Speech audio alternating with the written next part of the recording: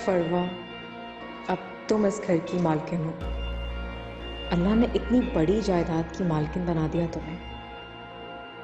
कितना मेहरबान है अल्लाह तुझ पर।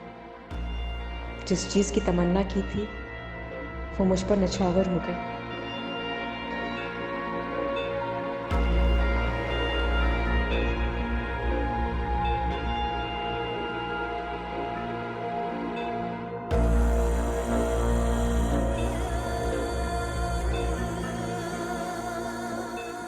जब तुमने मुझे इस हार की सेल्फी भेजी थी तभी मैंने सोच लिया था कि तुम में वो क्या खास बात है जो मुझ में नहीं है।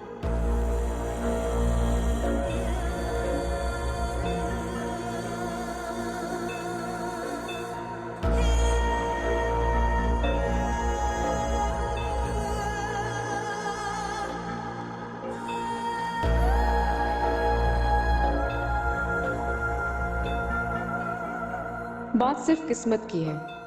कल तुम्हारा वक्त था, आज मेरा। कल तुमने मुझे इस हार के साथ सेल्फी भेजी थी, आज मैं भेजती हूँ।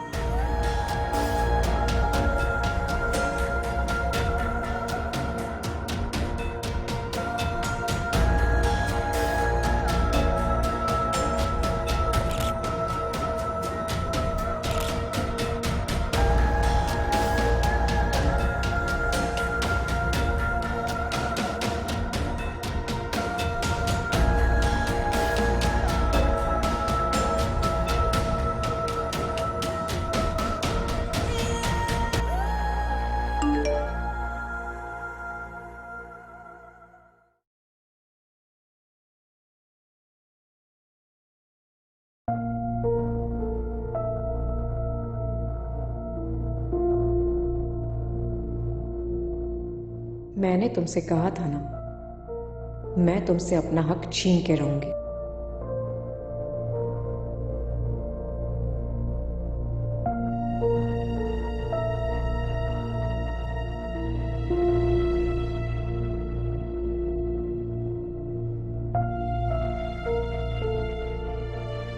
तुम छीनने की बात कर रही हो?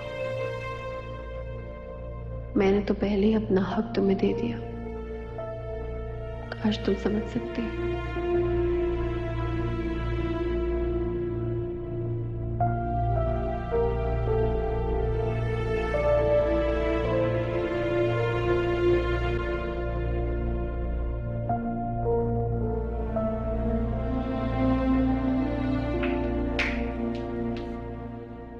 ये किसके लिए लेकर जा रही हो? वो सारा भाभी के लिए नाश्ता नहीं किया था ना उन्होंने। घर के किसी मुलाजिम की इतनी जरूरत नहीं होनी चाहिए कि वो अपनी मनमानी करता फिरे। इस घर की सारी जिम्मेदारी मेरी है और मुझसे पूछे बगैर इस घर में कोई कुछ नहीं कर सकता। भाभी मैं माफी चाहती हूँ। वापस लेके जाओ ये नाश्ता। इस घर का असूल नहीं है कि कमरों में बैठकर नाश्ता किया जाए या खाया पिया जाए। जिसे जो खाना है, जो पीना है, टेबल पर आए, टाइम पर खाए। तुम भूल गई हो शायद। मगर भाभी नाश्ता तो करने दे सारा। मीना, तुम वाकई भूल चुकी हो। अम्मा जान का ही हुक्म है ना ये। याद नहीं है तुम्हें? जब मैंने कमरे में नाश्ता मंगवाया था तो मुझे कितनी डांट पड़ी थी अम्मा जान से। याद है ना? जी। तो फिर लेकर जाओ। जी।